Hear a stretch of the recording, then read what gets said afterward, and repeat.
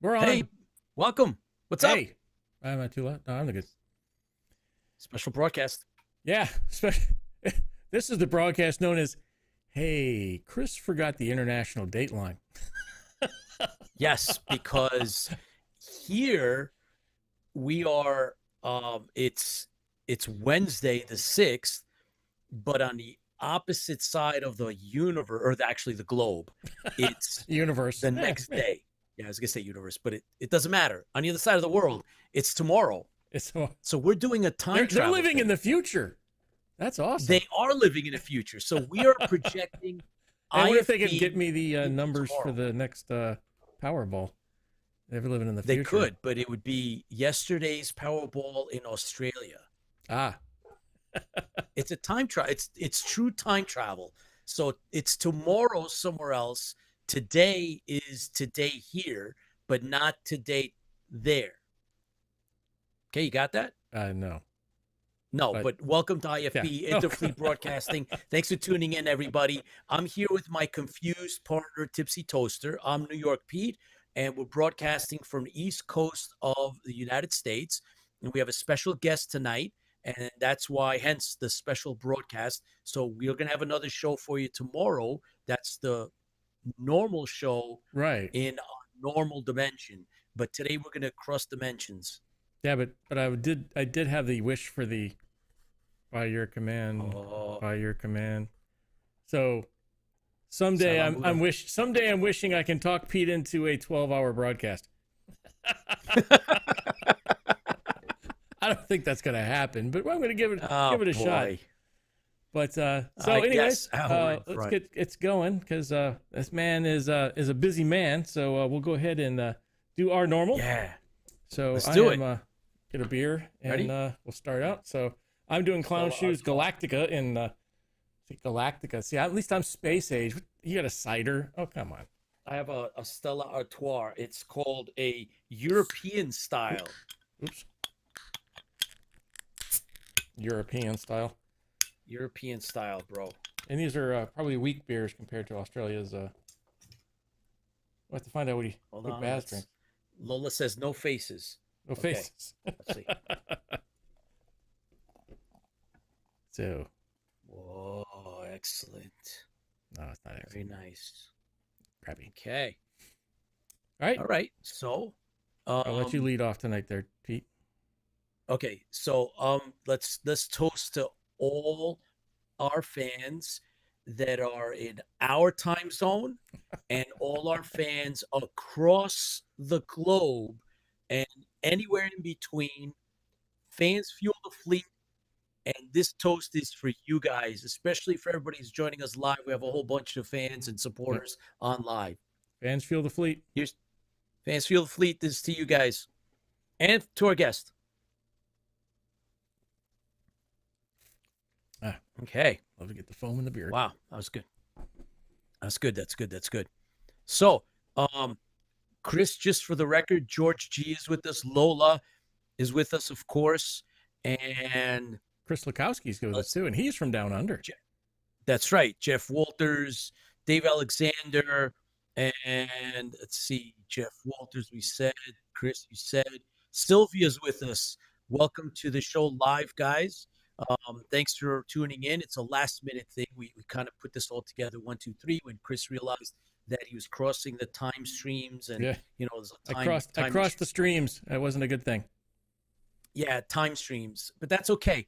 Look, we planned on having our guest on tonight, and it's timely. We posted up on our site that there was a news article that's going around the world on the project that our guest is working on, and that's why we wanted to have him on because he seems to be a fan on a scale that doesn't get seen on a regular basis. So we want to talk all about it. We're lucky that he came to us and we reached out to him and we made this happen. So for you guys and for us and for everybody else that's into Galactica, we have a nice treat for you. And so, Chris, we have some great visuals. And like I said, if you guys go to IFB, Interfleet Broadcasting on Facebook, you're going to see that we posted up uh, the article, the newspaper article that came out, and I was blown away. I couldn't believe it. I was like, oh my God, we're gonna have him on the show. So Chris, why don't you take over from here? All right, so everybody, here we go.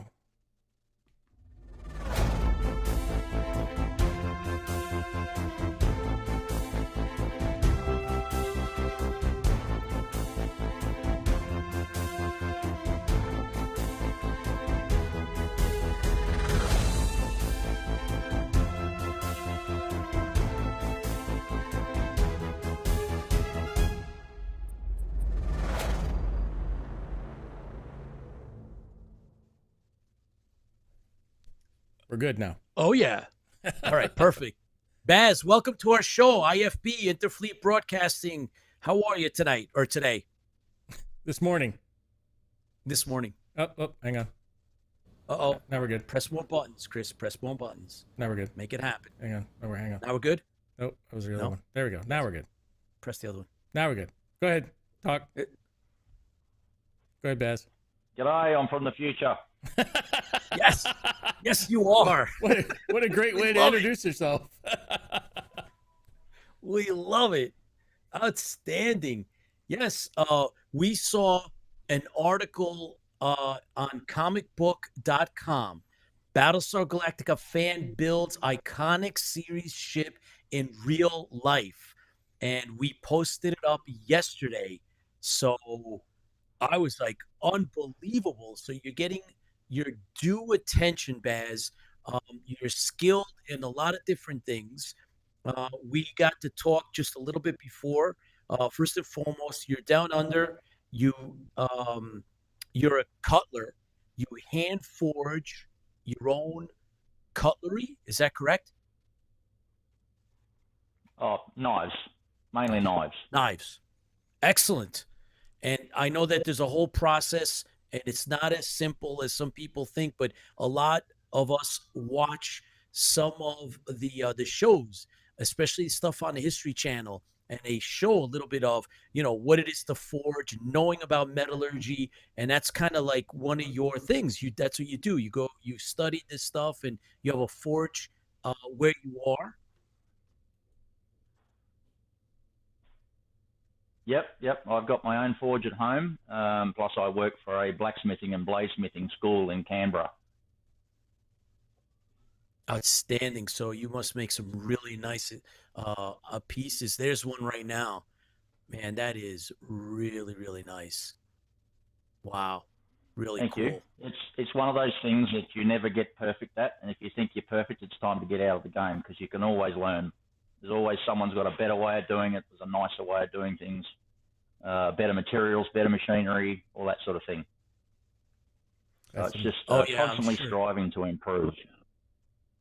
Outstanding, though. I mean, that's just beautiful. And you work on the whole piece, correct?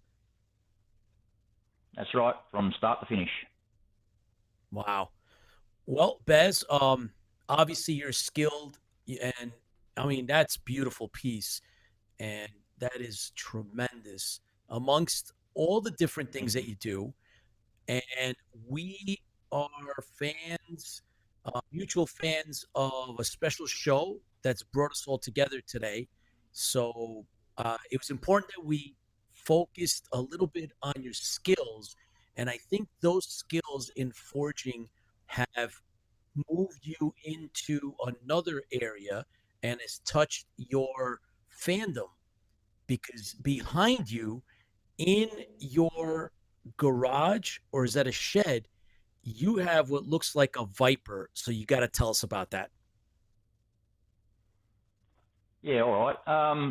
Well, first of all, the skills just came through having a go. I actually started this before I started working for the Blade School. I started building an Iron Man suit quite a few years ago now, to take into children's hospitals. It was all steel fabrication. At the time, I was working for national parks out in the field looking after the park areas. Came home and started beating around bits of metal and made the suit.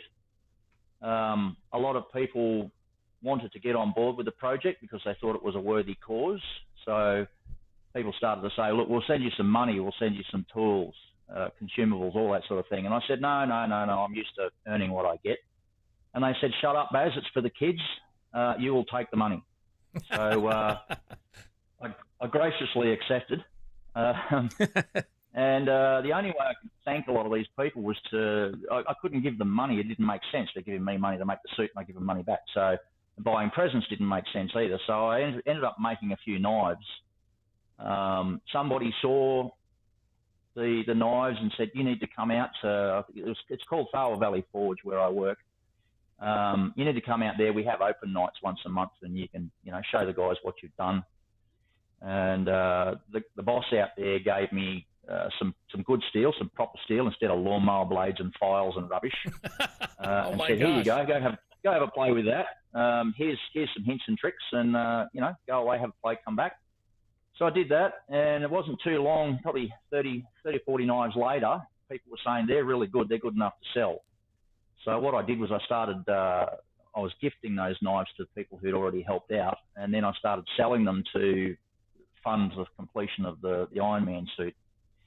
That sort of came to fruition. We got into the kids' hospitals. We raised a lot of money for Starlight Children's Foundation. What's the other one? The Cancer Convoy and Canteen for Kids. So that sort of went well, and we had a couple of special encounters in the hospital with kids who didn't look like they were going to make it. And then a year later, one of them showed up at one of our events and got photos next to Ironman. So that was all worth it for that one kid. But, long story short, finished that project and was hankering for something else. And like the Marvel series, the Battlestar Galactica kind of fandom, it's fun, but I wouldn't say I'm a diehard fan. I like the show. I grew up with the original Battlestar Galactica in 1978, Glenn A. Larson. And then when the 2003 sci-fi series came out, I actually didn't see it for years after. And I've watched the series through a couple of times now. Loved it. It was fantastic.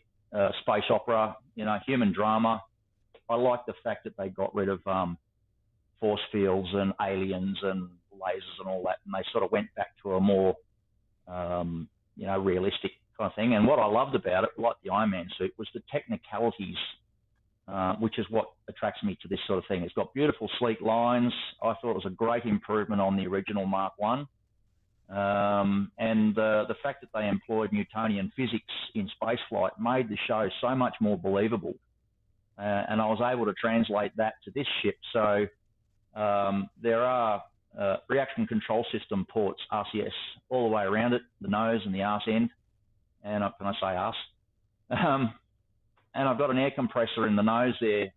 It's going in shortly to run air lines all the way to the front and the rear. And that's going to be controllable by the joystick in the cockpit. So I can actually shoot jets of gas out through all the RCS ports. And the turbines here, front and rear, I interviewed Lee Stringer, and I was talking to Lee about the turbines because you quite often get these, how shall I say, idiots who say, it's got a turbine, what's it doing in space? And you go, okay, it's a show, it's a lot of fun, it's made for entertainment. But, these things are supposed to fly in an atmosphere too. So if you want to extrapolate out the details that they probably ironed out in the show, would a Tilium reactor and thrust system that works in space be as effective in an atmosphere? Well, it's a sci-fi concept, so who knows, who cares? If you're in the atmosphere, you'd probably want a secondary system that had a bit more punch, wouldn't you? So I thought, well, let's get these things spinning up instead of static. And with Lee, I put the question to him. It looks to me like they're radial fans, like louvers that they would open and close in an atmosphere. They're useless in space, so they'd be closed, and in an atmosphere they'd open up and let air into a secondary propulsion system, which would be basically jet-based. I wanted to go one step further, and I had a look at a few conventional aircraft where the intake fans are partially hidden, like the Harrier jump jet. And I thought, I'm going to do that. So these things all spin up. There's drive shafts all the way through, all three engines running out on homemade pulleys and belts, and they spin all the aluminium turbine fans front and rear. That's incredible. I got some. There's some pictures here. Hang on. Yeah, as a That's matter of just part fact, it. Baz, Yeah. There's a lot more. this started in There's a lot more 2015, interactivity right? inside. Yeah. From the original concept where I started in cardboard, and then had great time with a machete smashing it all up. Oh, I got a picture of the cardboard one too here. Yeah, that's incredible. And so what do you do with this when I mean, it looks like you're getting closer to, a finished work, right? You're probably like in the final stages. Where do you go with this? What's your dream with this? Well, the final stages are basically the construction is almost over. I've got one more wing to put on, which is on the other side. I don't have a lot of room in my shed, so my shed's only 4.5 metres wide, and with the tooling and benches and stuff like that, all I can do is put on one wing, shift the Viper over to the other side, and then take the other wing and put the other wing on. They're removable. But then it's got to be fiberglassed all over. So I don't think this is going to be finished for at least another year, probably the end of next year, maybe. It's a matter of, I'm a father of 4. I've got a full-time job, and plus I have to make knives to fund this. So I don't have a lot of time to actually work on it. If I had all the time on my hands that people think I've got, this would have been finished years ago. So, the fiberglassing, I think there's something like 30 odd, nearly 40 odd square meters of fiberglassing with medium chopped strand mat and then the resin.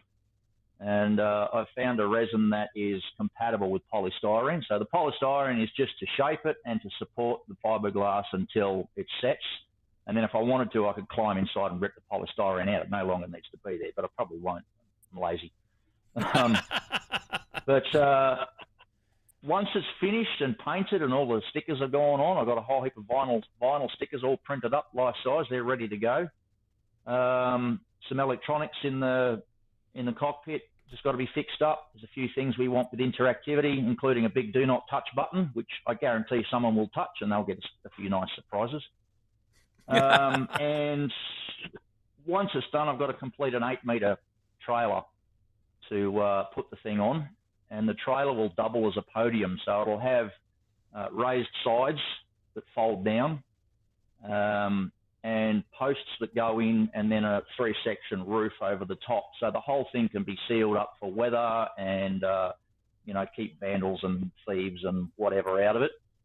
And then when I take it to a convention or a show of some sort or a fundraiser, I can just park the thing, drop the sides, take the roof off section at a time, stack them away somewhere, and roll down 4 stabilizers in the corner, and then I can chuck a ladder on the side. There'll be a couple of holes to put the ladder in so you can get over the wing and climb into the cockpit.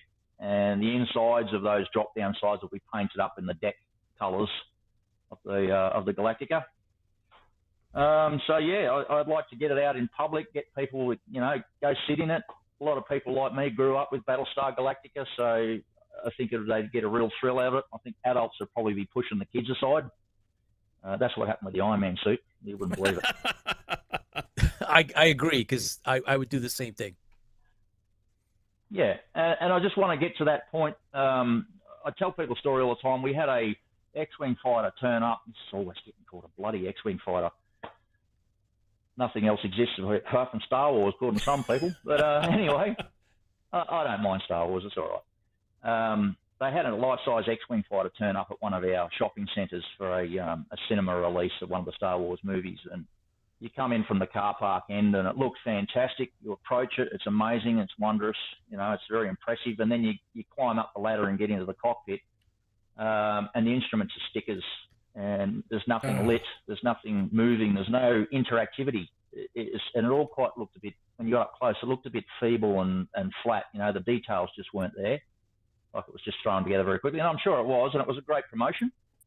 But this is where I kind of came in and went, if I'm going to build something similar, I want this thing to have some punch to the point where people are approaching it and thinking, is that real? No, it's just no. Is it? I want that moment of doubt when you turn the engines on and there's a big sound file of a turbine starting up, and That's awesome. Someone sitting in the cockpit presses something, and all of a sudden things start happening, and they're going, "What is this going to take off? What have I done?" We've got a picture of the cockpit up. It's so just cool. it's so detailed. Yeah, It looks I got a great. friend, It looks James, totally who real. helped me out with all the. He helped me out with all the electronics on board the Ironman suit. There's a lot of things that happened with the Ironman suit, and there was a lot of coding involved with Raspberry Pis and Arduinos and all that. I'm a black wire, red wire man, positive and negative. That's me. And I'm constantly blowing things. I'll put the hardware in, I'll run all the wiring and thread it and make it all lovely. But my mate James will come along and he'll make it safe. We don't want it burning down.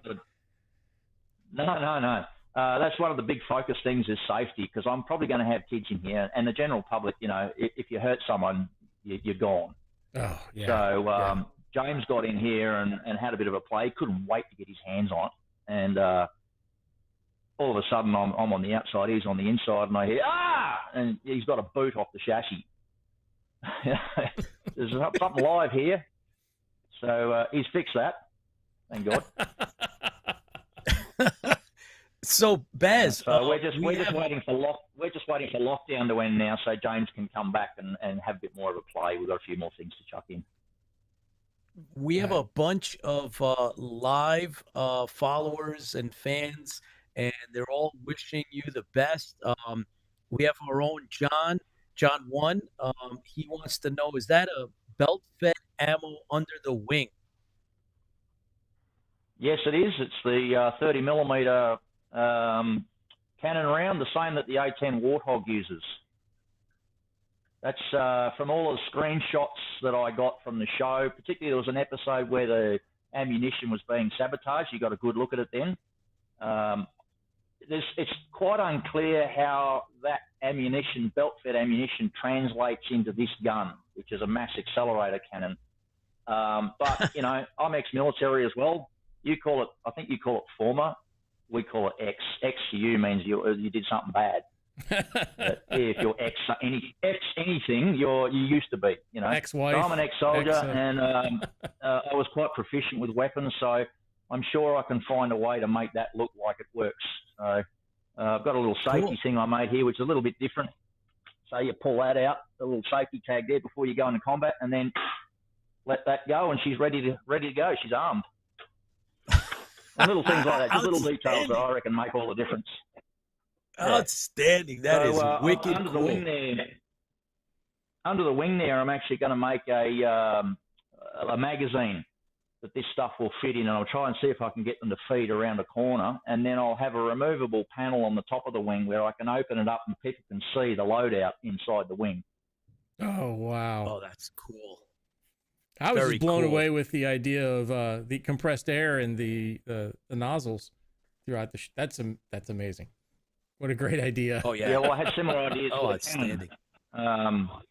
The cannon, I was looking at what they do in the movies with those LPG cannons that they use for machine gun simulation and that sort of thing. So in there's a long steel tube, and there is enough room in the back end of it for a combustion chamber.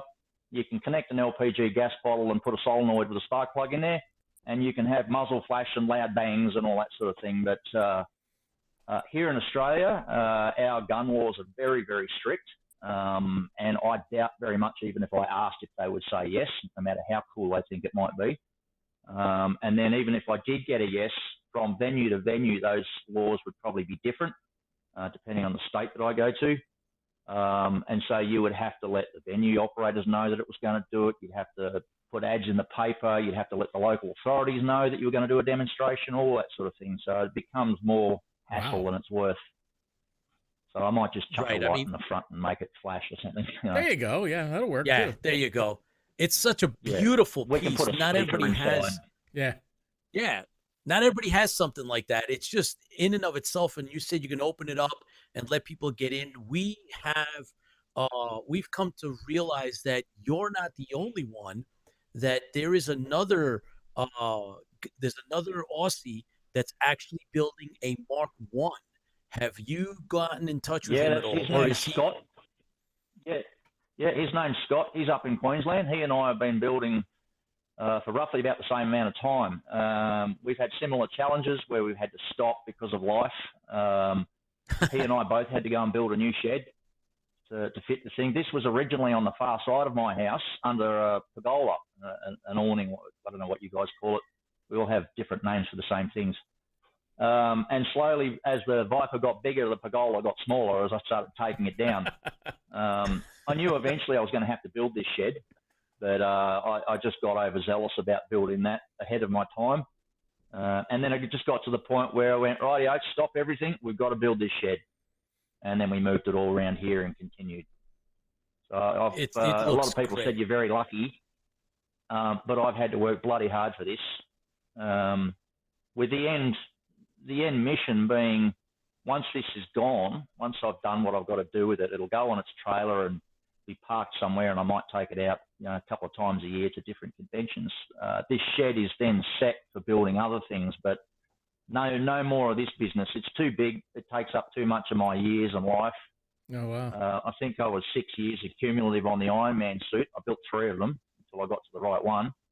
This has already been since, 2015, 2017, really, like when I fully started into this, and probably won't be finished until maybe the end of next year. So that's a big chunk out of your life. I'd like to just sit down and, just do metal sculptures and, like the 3-footer that I broke yesterday. Oh, yeah. Models are okay, but I don't want to do the plastic kits that a million people all over the world do. I'd rather do something, fairly sizable. On bigger scale. Yeah. Yeah, so projects that take weeks or months, not years. Gotcha. Makes sense. How can we support this project, Baz? What is it that, the rest of us that admire this from afar, what is it that is there something that we can do to help? Well, the Ironmans, this is where it's I was raised a certain way to earn what you get, and I like that. This project has no mission. There's no worthy cause. It's not going for 6 kids or anything. I may take it out for some charities now and then at my own discretion, but this is just a nerdy bloke in his 50s mucking around in the shed having a great time. So I don't want other people paying for that. I'll earn my keep here. If there was a mission at all with this thing, it would be to inspire people to get off their ass, stop wasting 3 hours watching TV every night, and go and do something creative with your hands and build your skills, build your repertoire. And at the end of it, you can sort of sit back fairly proud of what you've done and look at it and look for improvements and, feel that sense of self-worth. So you've got a reason you're looking forward to coming home from work so you can play with your project, or, you've got a reason to get up in the morning instead of sleeping in too late, it's very good for people who have PTSD and depression and all those other psychological problems, even suicidal thoughts. You've got something to look forward to that you want to put your heart and soul into. So if there was a mission at all, that'd be it. Just get people into it. It doesn't have to be massive like this. It could be a little project. It could be painting. I don't know. We have a good friend of ours, Mediocre Modeler. He has his own site and he does his own streaming show. And he's a big proponent of go out and build something. And he does his own projects on smaller scale. And he's a big Galactica fan. He's on with us tonight, and he says loves this stuff, and he's admiring your interior. He likes what he sees. So he says he likes your helmet. Is that a helmet over by the wing there? Oh, yeah. That was Pepakura. Started out with paper.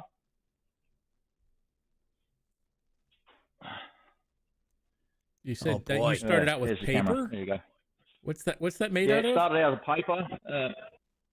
So you start with a paper chassis. You just download it on A4 sheets off the internet, and then you cut it out carefully, and you can put it onto, you can harden it just with painting it with fiberglass resin, or you can trace it onto steel or foam or whatever you like. You know, you can make it out of any material. This one was just hardened paper. And then on the inside, you put fiberglass mat to strengthen it. And then on the outside, you put body filler, like your auto shop car body filler. I think you guys call it Bondo or something like that. Yeah, and then Bondo. you can mix the body filler. You can mix the body filler with fiberglass resin and make it even harder. And then you do a lot of sanding and detailing and carving and that sort of thing. And then you just add all your little bits and pieces. So this one's got a couple of switches on the back and a battery inside. So you can switch on the interior lights that light up the actor's face for filming. And you switch on the little side lights. Wow. That they had in the show. Wow. So That's the cool. back there, I had to put a photo on the internet and say, what is that? Is this something they made up, or is it a household thing? And a bloke volunteered. It's a hose splitter from a 2-drawer Fisher and Paykel dishwasher. So I went down the local centre, and for I think it was $13, I got that, and a couple of hoses from the back of a sink from a tap, and then a couple of brake lines, and then the rest are little bits of wood, bits of wire to hold it in. The back's held on with earth magnets so that you can get your head in there. Oh, wow. And magnets in. And then the inside is a motorcycle visor with the motorcycle liner. I haven't put it in properly yet, but it's getting there. And I've got a tailor that worked on several movies. He's now retired. He's living in the next state, and we visit now and then, and we're building the flight suit. So a couple of guys over in your end of the world were kind enough to send me the pattern and 4 yards of the, what's it called, chromaflare material that they used for the original Viper pilot uniform. So we're in the process of building the uniform as well. Did the neck collar. So that's the seal. So that's got a magnet, so that comes apart. It goes around the neck. And the only bit of the uniform I've got here is the vest. Which, there you go. Jiminy Christmas. That looks amazing. Nice. The flak vest that goes over the uniform. I've got to be careful with the gun. You know, the gun, even the wooden gun that I've made, I don't even know where it is at the moment, but the wooden gun that I've made is bordering on prohibited article in this country. Whoa. Because anything you can hold in your hand that looks like a gun is a prohibited article. So, you know, if I wander out in the street at night with this thing and a copper sees me, he's going to shoot me. So, Oh, my God. yeah. No, that's not worth it. I kind of get it. It's a different culture. I love guns. I absolutely adore them. I lost my license years ago. Did a couple of naughty things. I didn't commit a crime, but I had a couple of things that I shouldn't have had. So, license gone, weapons confiscated, and haven't had one since.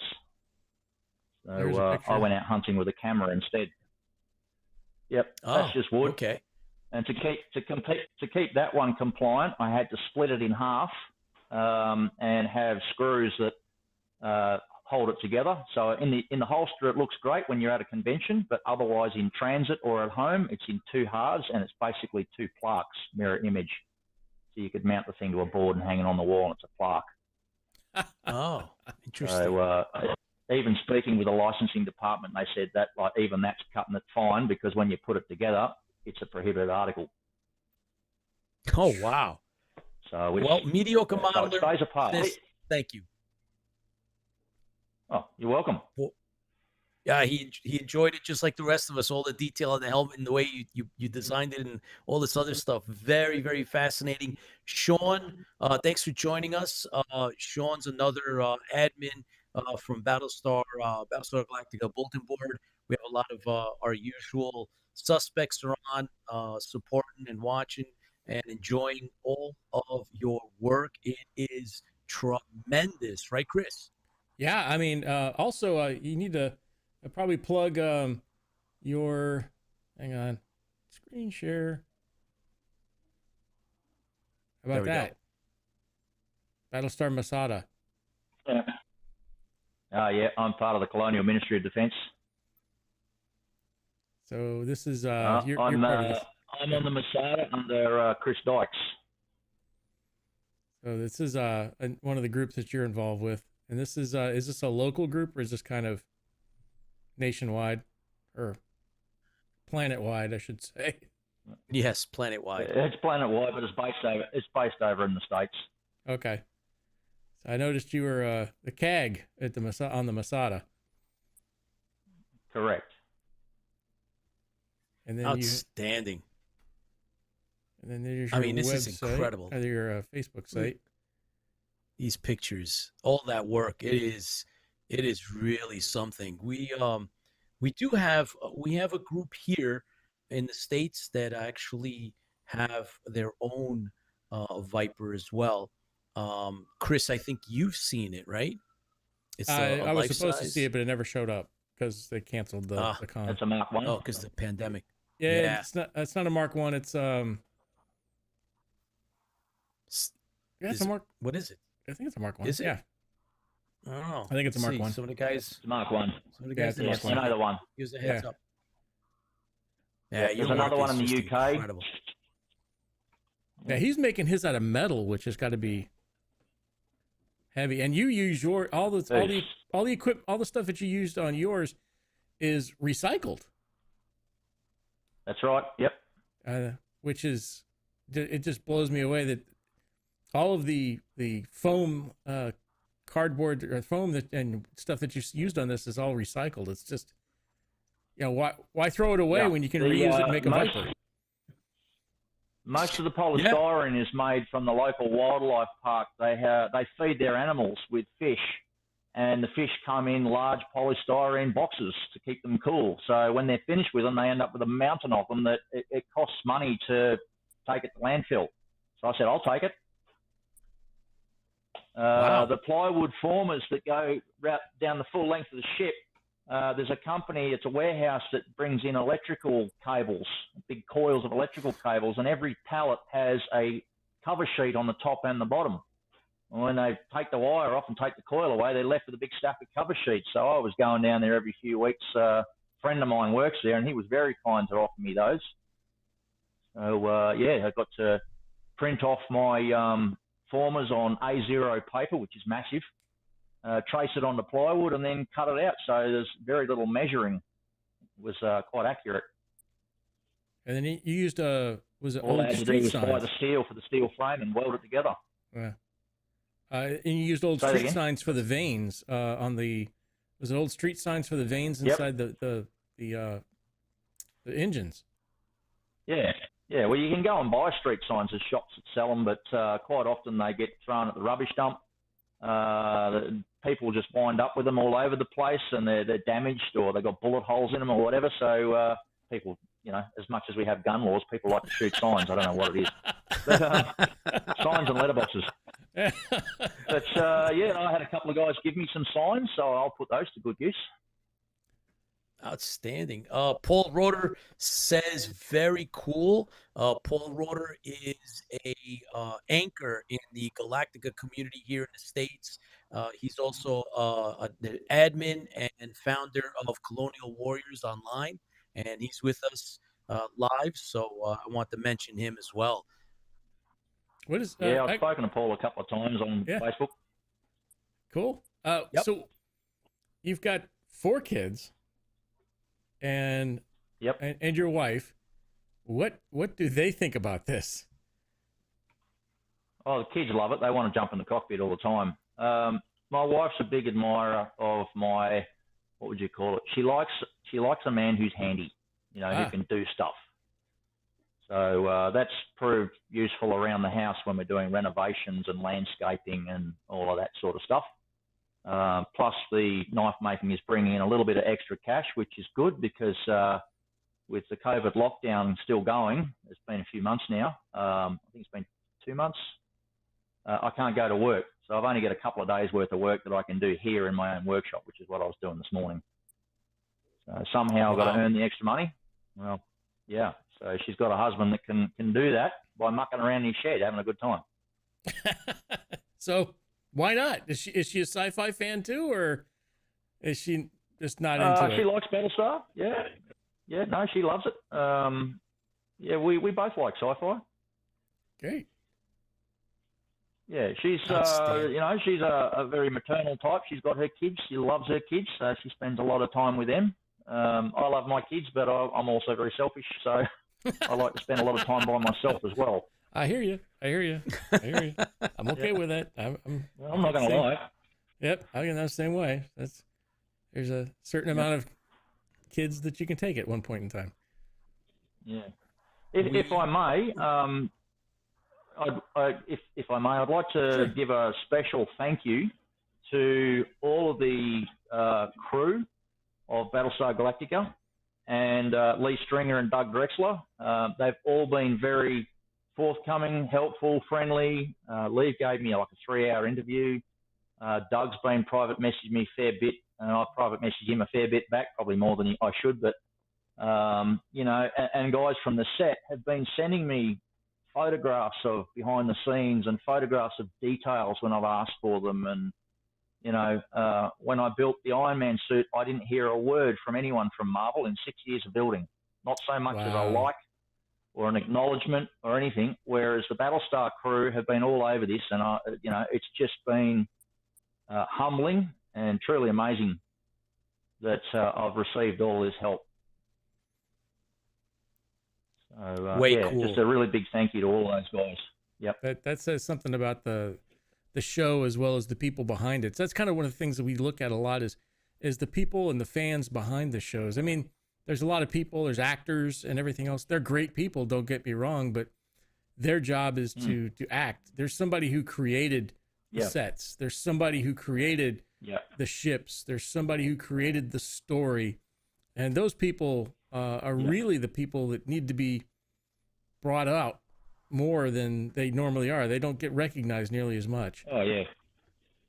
Oh, well, it'd be nice to get all starry-eyed and, you know, maybe get a little note from Katie Sackhoff or Jamie Bamber or someone like that, you know. Right. That'd be lovely. But I appreciate their actors, and they got millions of followers all over the world, and they probably get hounded by all shapes and sizes and a lot of unsavory stuff as well. So I get that. That's not a problem.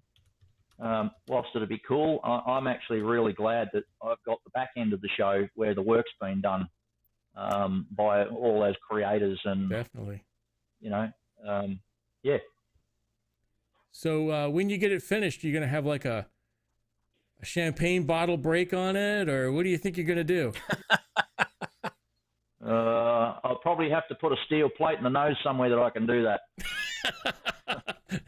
I mean, you know, when you finally finish it, I mean, champagne bottle through the fiberglass. Yeah, it's gonna be a party. What do you think? You gonna? Oh, I think when I'm finished it, well, I haven't really thought that far ahead, but I'd like to think that the celebration will be at its first reveal when I take it out somewhere, which will probably be in the front yard, because if I stick the nose of this thing out of the shed, the whole neighbourhood's going to see it. I'm on the front road. Oh, wow. I even had a guy not too long ago, well, a few days ago, I had the Canberra Times newspaper photographer was here. And I said to him, look, can you do all the photography with the door shut? Because the whole world can see the Viper if I open the roller door. You know, and so eventually he said, I want to take one shot with the door open from outside. And I said, okay, let's make it quick.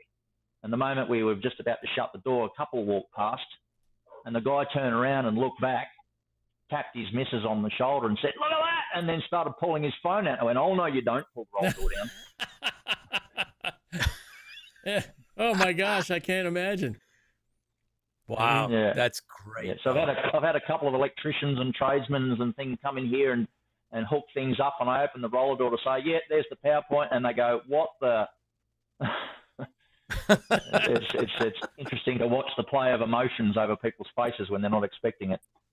That's awesome. It's so beautiful. I mean, when you never really get to see anything like that unless you're on a movie set. Oh yeah. So it's really cool, man. To just the concept of building it and dedicating your time, and it's literally right behind you, and it's just way cool. And we really appreciate you coming on the show, by the way. Yeah, I appreciate your time. I know you're real busy. You know, making the knives and everything else. More knives to make.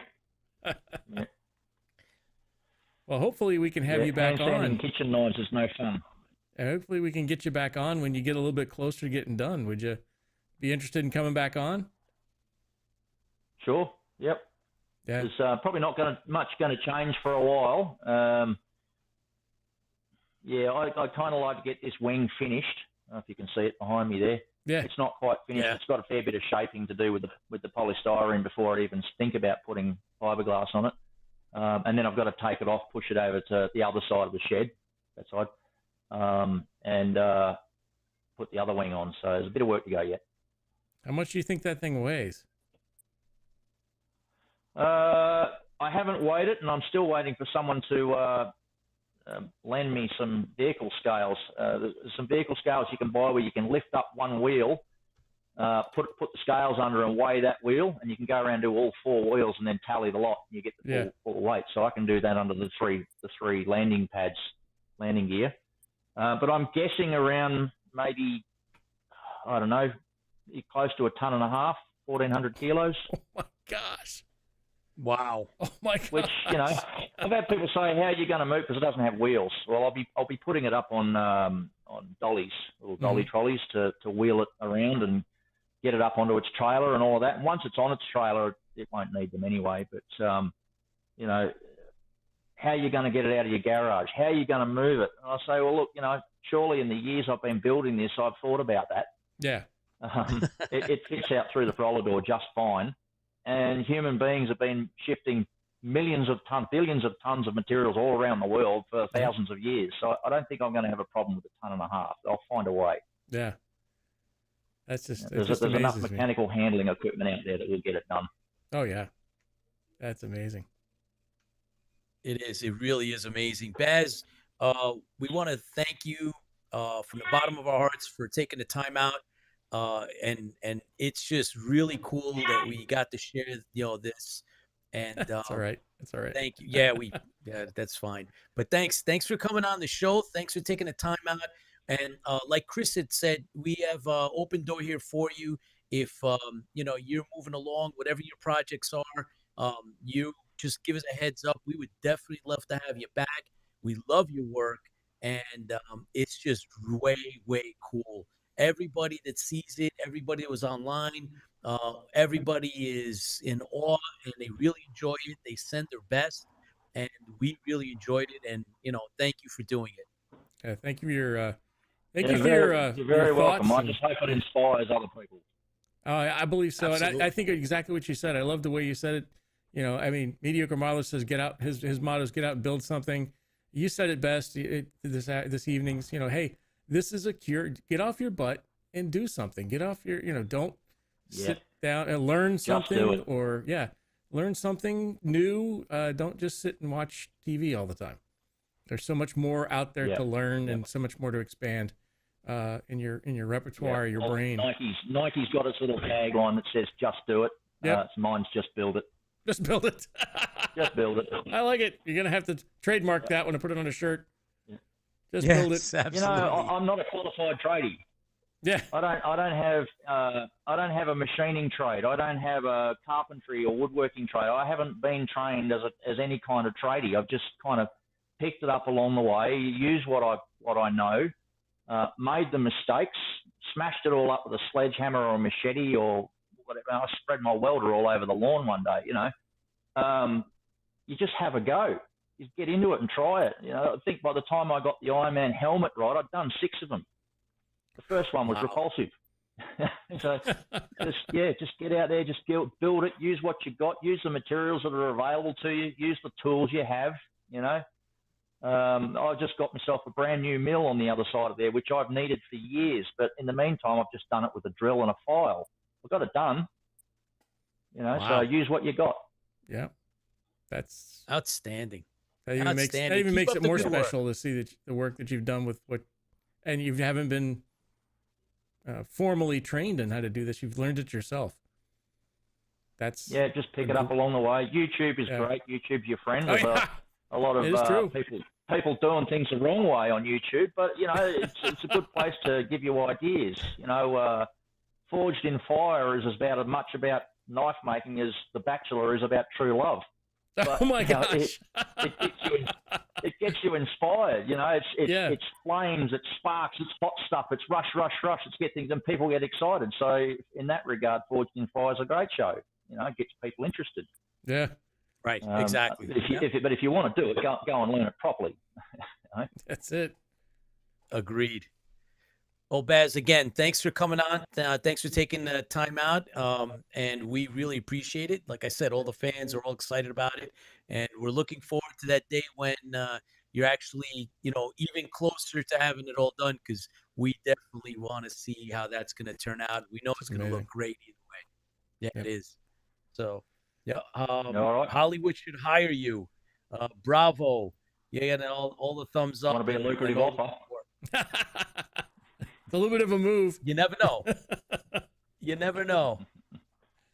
All right. Thank you so much for coming on the show, and we'll get back with you. Yeah, I mean, I'm sorry that we had the hiccup with the time frame. That's my fault. I forgot we had the international date. We got around it. We got around Improvise, it. So adapt, and overcome. that's it. That's how we do things, right? Whoop! Outstanding. Yep. All right. Thanks, Baz. You take care of yourself and keep building that Viper, and we'll have you back again. My pleasure. Throw a snag on the Barbie. Take care. Here's to you. Fans fuel the fleet.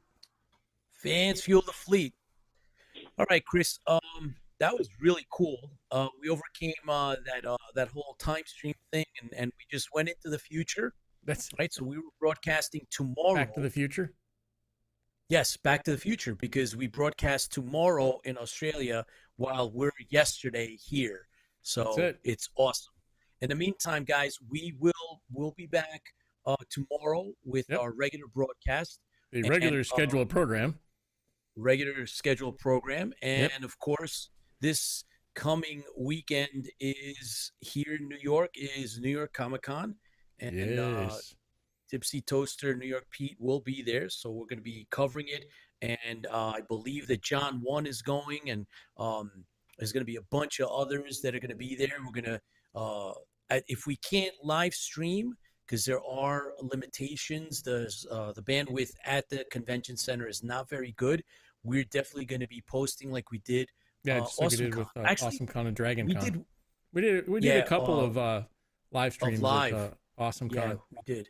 They had a decent connections. We'll see what happens with New York Comic Con. I think there's going to be too many people there for a decent connection, I believe. So, yeah, we'll do. I mean, if we don't, we'll definitely be posting as soon as we can.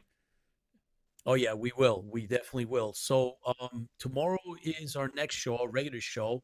Thanks everybody for tuning in. Really appreciate you coming on. Everybody watches this as a rerun or in syndication. Thanks for tuning in. Yep. I know that Glenn Larson a tribute, and the Eric was our guest of honor on a special that we did, is approaching a 10,000 mark for viewership. That's amazing. Yeah, it's amazing. This shows you how many people are interested, still interested in Battlestar Galactica. I mean, and the shows, and not just Battlestar Galactica, but all the Larson shows. I mean. Yep. There's a fandom out there. There is a fandom, and that was the point that Chris and I discussed even before we created IFB. Was is it really going on? Is it really out there? Is the interest still alive? And we've proved beyond the shadow of the doubt that it is alive and well. And we thank everybody for tuning in, and we're looking for that 10,000 mark on video viewership, because we've reached well over 12, between 12 and 15,000 clicks and stuff on the actual tribute video. But we're looking for that 10,000 mark for the actual viewing of the video, right, Chris? Yeah, that would be a real cool milestone. Kind of a goal. We'll see what happens. I think we'll make it. I think we're pretty sure. I'm pretty sure we'll make it. Yeah, and then we're gonna have Eric back. Eric Larson will come back. Yep. He is interested in what we're doing, and he's supportive of the fandom, so he'll be coming back. But I just thought it was kind of cool to bring that up. We're going to have some stuff to announce for tomorrow, and I don't know, Chris. So don't forget, tomorrow we got the comic, and we've got the book. Yep. Yep. So we'll still have those tomorrow. So don't forget about that. Yes, we have John One coming on. He's John, got a that's right, whole John. bunch of stuff he's going to discuss. So that's kind of cool. And yeah, And then we'll talk and about then hopefully you guys will come on, bring up your questions. Love to see you. Mediocre Model, another great show. Thanks, Mediocre. We're always looking for your stuff too. You're a big inspiration for us here too. So keep up the good work as well. Sean, everybody else, Paul, everybody, Chris and everybody else, Lola and George and Jeff and everybody else that was on with us live. Some of you I can see easily, some of you I don't. I know there's more of you, but at least those that have said something, I can see that a lot easier, and that's how I can mention you, because I could see that. I think Chris, you could see probably more, but I like to mention those that are chatting it up. So hey, Yeah. guys, thanks a lot, man. I really appreciate it. Thanks for So coming on, and it we'll was short definitely, notice too. yeah. So we'll definitely see you tomorrow, and until tomorrow, then you guys, see, like Baz, fans feel the fleet. Go out and do something, build something, make something happen. Make something. Yeah. Yep. So here's to you guys. See you tomorrow.